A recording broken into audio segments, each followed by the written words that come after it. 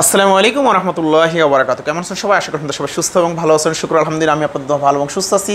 চলে আসলাম সাইদুর মানাবার সিস্টেম এর পক্ষ থেকে আমার প্রিয় ভিউয়ার্স এবং ক্লায়েন্টদের জন্য আজকে আরেকটা সুসংবাদ নিয়ে। ঈদের পরবর্তী সময় যেটা সবচেয়ে বেশি আপনারা আমার ফোন করতেছেন না, আমার কিছু ক্লায়েন্ট আছেন যারা মালয়েশিয়ার জন্য ফাইল জমা দিয়েছেন।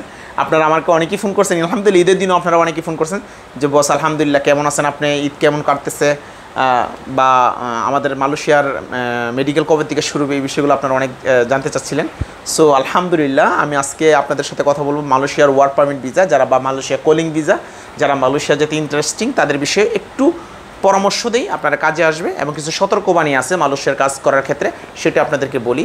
আপনারা চটকদার বিজ্ঞাপন না দেখে, দৌড় না দিয়ে একটু থামেন, দেখেন পরিস্থিতিটা কী হয়। মালয়েশিয়ার কলিং ভিসা যারা আরএল মালিক যারা কাজ করবে তাদের কথার একটু গুরুত্ব দিয়েন, তাহলে আপনারা প্রতারণার হাত থেকে বাঁচবেন।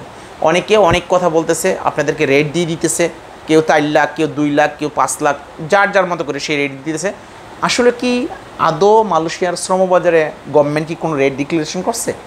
যদি কোনো গভর্নমেন্ট, মালয়েশিয়ার গভর্নমেন্ট অথবা বাংলাদেশ গভর্নমেন্ট যে ডিল হয়েছে, যে চুক্তি হয়েছে, সেটার রেট কিন্তু এখন পর্যন্ত আমরা জানি যে ডিক্লারেশন হয়নি।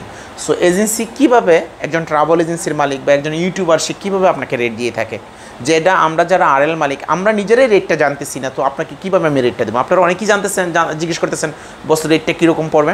আমি আপনাদেরকে বলছি এই মুহূর্তে রেট নিয়ে কোনো আলোচনা করেন না, কারণ রেট সরকার নির্ধারণ করে নাই। মালয়েশিয়ার শ্রমবাজারে রেট যখন সরকার নির্ধারণ করবে তখন আপনাদেরকে বলতে পারবো যে ভাই রেটটা এত পড়বে। হয়তো 2 লাখ টাকা পড়ক, আর 4 লাখ টাকা পড়ক, আর 5 লাখ টাকা পড়ক, সেটা ডিপেন্ড করবে যে সরকার কত রেট দিছে।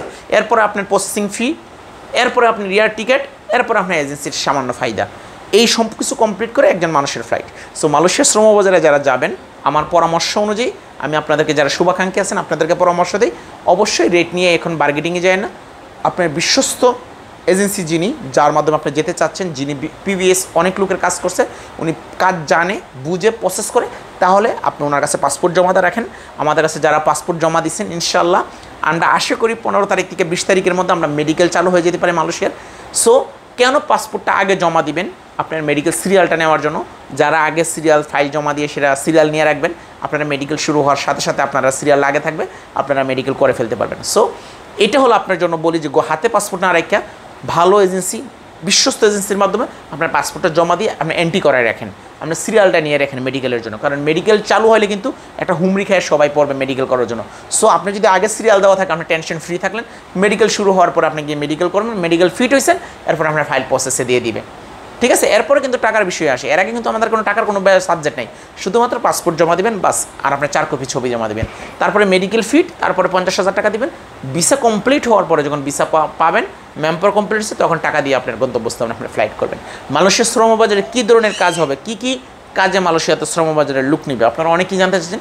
মালয়েশিয়ার সবচেয়ে বেশি কাজে যে চাহিদা, সেটা হলো প্লান্টেশনের উপরে কাজের চাহিদা বেশি। 2 নম্বর হলো কনস্ট্রাকশন, বিল্ডিং কনস্ট্রাকশন কাজের উপরে চাহিদা আছে। 3 নম্বর হলো ফ্যাক্টরি ওয়ার্কারের ক্ষেত্রে তারা লুক নেবে। তারপরে 4 নম্বর হলো রেস্টুরেন্ট এবং হোটেলের কাজে কিছু লুক নেবে, সেটা দক্ষ, অবশ্যই আপনার সার্টিফিকেট থাকতে হবে, আপনি শিক্ষাগত যোগ্যতা থাকতে হবে, তাহলে এই সেক্টরগুলোতে যেতে পারেন। তো মালয়েশিয়াতে এই মুহূর্তে সবচেয়ে বেশি আমরা আশা করি যে সেক্টরগুলোতে লুক যাবে, তার মধ্যে হলো অন্যতম প্লান্টেশন কাজে লুক যাবে, কনস্ট্রাকশনে লুক যাবে সবচেয়ে বেশি, বা ফ্যাক্টরির কাজে লুক যাবে বেশি। রেস্টুরেন্ট, হোটেল এইগুলোতে খুব কম সংখ্যক লোকে যেতে পারবে, এটা আহামরি বেশি লোক যেতে পারবে না। সো আপনারা অনেকেই বলতেছে অনেক বাংলাদেশ থেকে 1 লক্ষ 1.5 লক্ষ লোক নিবে, আসলে বিষয়টা এরকম না। এই বছর বাংলাদেশ থেকে 1 লক্ষ লোক নেবে না, হয়তো তারা 25 থেকে 30,000 কর্মী এই বছর 2025 সালে নিবে, 2026 সালেও নিবে। তারা 6 বছর 2030 সাল পর্যন্ত মালয়েশিয়ার শ্রমবাজারে, যদি শ্রমবাজার বন্ধ না হয় তাহলে লোক যেতে পারবে। এটা হলো সরকারি যারা নির্ধারক আছে, দিদি নির্ধারক আছে, আসলে যারা শ্রমবাজার নিয়ে কাজ করে, সরকার উচ্চ পদস্থ কর্মকর্তা যারা আছেন, তারা ভালো করে জানেন যে আমাদের বাংলাদেশের শ্রমবাজার চালু হয়ে কিছুদিন পরে বন্ধ হয়ে যাবে শুধুমাত্র সিন্ডিকেটের দূরত্ব বা সিন্ডিকেটের কারণে। সো সিন্ডিকেট থেকে যদি আমাদের বাইরে হতে পারি শ্রমবাজার, তাহলে মালয়েশিয়ার শ্রমবাজারে কাজ করে শান্তি পাওয়া যাবে এবং আপনারা অল্প টাকায় যেতে পারবেন, অনেক দ্রুত যেতে পারবেন। সো আমি আশা করি কথাগুলো বুঝতে পারতেছি। মালয়েশিয়া যারা যাবেন তারা প্রিপারেশন নেন, ইনশাল্লাহ খুব শীঘ্রই আপনারা মালয়েশিয়ার মেডিকেল চালু হতে যাচ্ছে। সো ইনশাল্লাহ এই ছিল মালয়েশিয়ার আপডেট। দ্বিতীয় কোনো আপডেট আসলে, কোনো কাজের ডিমান্ড আসলে আমরা বলে দেবো। আমরা মালয়েশিয়াতে এই বর্তমানে যে কাজগুলো করব, প্লান্টেশন, কনস্ট্রাকশন এবং ফ্যাক্টরি কাজে আমরা কাজ করব। এই 3টা কাজ আমাদের ইনশাল্লাহ আমাদের হাতে কনফার্ম, আমরা নামবো। রেটটা আপনাদেরকে এখন দিলাম না, খুব শীঘ্রই আপনারা রেট ডিক্লারেশন হলে দিয়ে দিব। বাজারে যাচাই করবেন, বাজার থেকে অন্তপক্ষে 10 টাকা হইলে আমি সাইদ ভাই থেকে কম পাবেন ইনশাআল্লাহ। ঠিক আছে। 2 নম্বর, বেলারুশের সৌভাগ্যবান ব্যক্তিদের জন্য আজকে আরেকটা সুসংবাদ নিয়ে আসছি। আজকে বেলারুশের আরও 28 জন ক্লায়েন্টের আমাদের অ্যাপ্রুভাল পেয়ে গেছি। যে 28 জন ক্লায়েন্টের অ্যাপ্রুভাল পেয়েছি, খুব শীঘ্রই হয়তো তাদের বেলারুশের ভিসা পাবো বা স্পেশাল পারমিট ডেলিভারি পাবো ইনশাল্লাহ। যাদের পাইছি তাদের তো কন্টিনিউ পাচ্ছি ইনশাল্লাহ। এই মাসে আমাদের বেলারুশের ফ্লাইট আছে, পাকিস্তানের উদ্দেশ্যে তারা যাবে স্টিকার কমপ্লিট করার জন্য। আমরা কিন্তু স্পেশাল পারমিট বা ভিসা দিয়ে দিচ্ছি। আপনি পাকিস্তানে যাচ্ছেন শুধুমাত্র স্টিকার কমপ্লিট করার জন্য। স্টিকার কমপ্লিট করতে 25 দিন, 15 থেকে 25 দিন এর ভিতরে আপনার স্টিকার কমপ্লিট হবে। তারপর আমরা বাংলাদেশে চলে আসবেন, এসে ম্যাম্পর করে বুক ফুলে চলে যাবেন ইনশাল্লাহ বেলারুশে। ইউরোপের মধ্যে সবচেয়ে দ্রুত সময় এখন যাওয়া যাচ্ছে বেলারুশ, এবং প্রসেসিং টাইমটা খুবই অল্প সময়, মাত্র 2 মাস। একদম ফ্লাইট পর্যন্ত একজন মানুষ স্টিকার করে ফ্লাইট পর্যন্ত 3 মাস পড়বে সম্পূর্ণ কমপ্লিট করতে। যদি আপনার প্রিপারেশন থাকে, রেডি থাকে, ইউরোপে যাওয়ার স্বপ্ন দেখেন, তাহলে আর দেরি না করে এখন সুবর্ণ সুযোগটুকু কাজে লাগান। কারণ এখন স্টাডিংয়ে ভিসা রিস্যুটা খুব ভালো থাকে। এখন বর্তমানে 100% ভিসা রিস্যু আছে। আমাদের কোনো ভিসা ফাইল এখন পর্যন্ত রিফিউজ হয়নি। কিন্তু যখন দিন যত যাবে তত কিন্তু সমস্যার সৃষ্টি হবে। আমরা জানি যে আমাদের বাংলাদেশিদের একটা সমস্যা, যে কোনো শ্রমবাজারে ঢোকার পরে কিন্তু শ্রমবাজার নষ্ট করে ফেলি। তার উদাহরণ আমরা অ্যাভেলেবেল দিতে পারি। আমরা উদাহরণ দিতে পারি হাঙ্গেরির, আমরা উদাহরণ দিতে পারি রোমানিয়ার, আমরা উদাহরণ দিতে পারি ক্রোয়েশিয়ার, আমরা উদাহরণ দিতে পারি বুলগেরিয়ার, আমরা উদাহরণ দিতে পারি পোল্যান্ডের। আমরা যে শ্রমবাজারে ঢুকে ওই শ্রমবাজার আমরা অংশ করে ফেলি। ঠিক আছে। সো আমরা অত্যন্ত কেয়ারফুলি এখন কাজ করতে হবে। যারা ফ্লাইট করবেন আপনাদের কাছে অবশ্যই আমাদের অনুরোধ থাকবো, আমাদের বাংলাদেশের শ্রমবাজারটা যদি বন্ধ না হয়, আমরা যেন কাজ করতে পারি, অনেক লোক বিদেশ যেন যেতে পারে বা কর্মসংস্থানের সুযোগ যেন হয়, তার জন্য আপনারা একটু সতর্ক বা গেম দিয়েন না, ভাগ্যেন না, কাজ করেন। অনেকে 2021-22 যারা রোমানিয়াতে গেছে আমাকে নিয়ে সেটা কত ধরনের মন্তব্য, আপনারা অনেক ভিডিও দেখছেন আমাকে নিয়ে কত মন্তব্য, গিয়ে সেরা দালাল বাটপার, এই সেই, কাম নাই হাম নাই, এই সেই কত কিচ্ছু তারা করলো।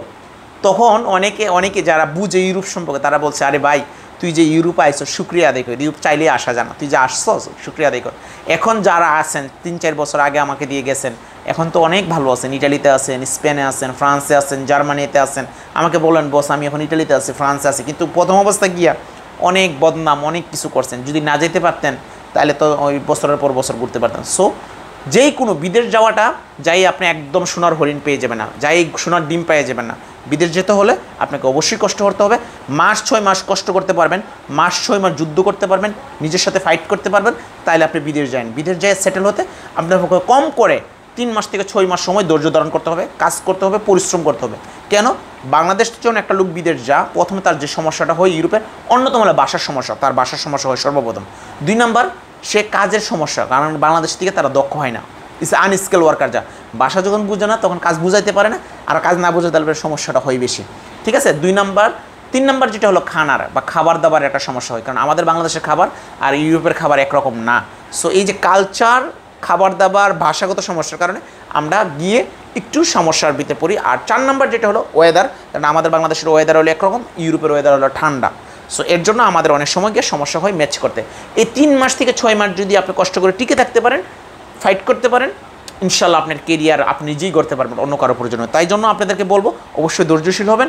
ইউরোপে যারা যাওয়ার স্বপ্ন দেখতেছেন অবশ্যই ধৈর্যশীল হবে, বুঝবেন, তাহলে ইউরোপে যেতে পারবেন। সো আলহামদুলিল্লাহ যে 28 জন আজকে বেলারুশের অ্যাপ্রুভাল পাইছি তাদের নামগুলো একটু বলে দিচ্ছি। মোহাম্মদ আজিজ মিজি, কংগ্রেচুলেশন ভাই। এই যারা আছে অনেকেই কিন্তু ওরা অনেক দিন ধরে রাশিয়াতে ঘুরতেছিল, রাশিয়ার তো দেরি হচ্ছে দিকে, পরে আমি বেলারুশে কাজ করে দিয়ে আলহামদুলিল্লাহ তাদেরকে সাকসেস করে দিচ্ছি। আমার ভাই ব্রাদার যারা আছে চাই সবাই সাকসেস হোক, সফল হোক। সো আলহামদুলিল্লাহ মোহাম্মদ আজিজ মিজি ভাই, ওদের ফাইলগুলো ডাবল ছিল, রাশিয়াতে ছিল, বেলারুশে ছিল। আলহামদুলিল্লাহ বেলারুশে অ্যাপ্রুভাল চলে আসছে, রাশিয়ার পরে বেলারুশে ফাইল জমা দিয়ে বেলারুশের অ্যাপ্রুভাল চলে আসছে। সো আশা করি সপ্তাহ 10 দিনের ভিতরে আল্লাহ বাসেল ওদের ভিসা দিয়ে দিতে পারবো ইনশাল্লাহ। তারপর তারা পাকিস্তান যে ভিসা স্ট্যাম্পিং করে ফ্লাইট করে চলে যাবে ইনশাল্লাহ। সো আজিজ মিজি ভাই। 2 নম্বর হলো মোহাম্মদ মামুন হোসেন, 3 নম্বর সাদ্দাম হোসেন, 4 নম্বর হলো মমিনুল ইসলাম, 5 নম্বরে মোহাম্মদ রুবেল ইসলাম, 6 নম্বরে মোহাম্মদ সোহেল রানা, 7 নম্বরে তুইন সর্দার, 8 নম্বরে ইয়াসিন, 9 নম্বরে ফকরুদ্দিন আহমেদ কাইয়ুম, 10 নম্বরে ফরদুস ফকির, 11 নম্বরে ফজল মিয়া, 12 নম্বরে হাফিজুল আসাদ, মোহাম্মদ হাফিজুল আসাদ, 13 নম্বরে হাসান শাহরিয়া, 14 নম্বরে রাজন চন্দ্র দাস, 15 নম্বরে রায়হান মিয়া, 16 নম্বরে আব্দুর রহমান মকাদ্দিম, 17 নম্বরে আক্কাস আলী, 18 নম্বরে আশিক আহমেদ অন্তর, 19 নম্বরে আব্দুল আজিজ চৌধুরী, 20 নম্বরে মোহাম্মদ আনোয়ার হোসেন, 21 নম্বরে মোহাম্মদ আরিফ সর্দার, 22 নম্বরে ফারুক মিয়া, 23 নম্বরে হানিফ শেখ, 24 নম্বরে জুয়েল হোসেন মন্টি, 25 নম্বরে রবিউল ইসলাম, 26 নম্বরে সাদ্দাত হোসেন, 27 নম্বরে মুস্তাক আল নুহান, 28 নম্বরে পারভেজ খান। কংগ্রেচুলেশন আপনারা 28 জনকে যাদের অ্যাপ্রুভাল আসছেন, রেডি হন, বিষয় ইনশাল্লাহ খুব শীঘ্রই চলে আসতেছে। স্পেশাল পারমিট বা ভিসা পেয়ে যাবেন, তারপরে পাকিস্তান চলে যাবেন ভিসা স্টাম্পিং করার জন্য। খুব শীঘ্রই ইনশাল্লাহ আমরা আরও কিছু ভিসা স্টাম্পিং খুব শীঘ্রই হয়তো ডেলিভারি পাবো। দোয়া রাখেন। সাইদুর মনোয়ার সিস্টেম এটা মার্কেটে কাজ করতেছি আপনাদের জন্য, খুব হার্ড অ্যান্ড সোললি ট্রাই করতেছি। সামনে ইনশাল্লাহ আপনাদেরকে সুখবর দেবো নর্থ মেসিডোনিয়াতে যে ফাইলগুলো আমরা সাবমিট করছি, আশা করি তাদের অ্যাপ্রুভালগুলো ইনশাল্লাহ পাবো। এরপরে আমরা দেবো সার্বিয়া।